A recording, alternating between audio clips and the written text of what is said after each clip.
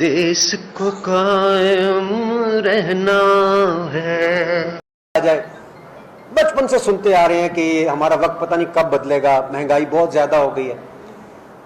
लेकिन बदकिस्मती से मुझे वो अपना सियासत में जो रोल था, जो काम अवाम के लिए करने का, वो फिलहाल पूरा होता हुआ नजर नहीं आ रहा। जो सियासी रवैये हमें आज की सियासत में नजर आ रहे हैं,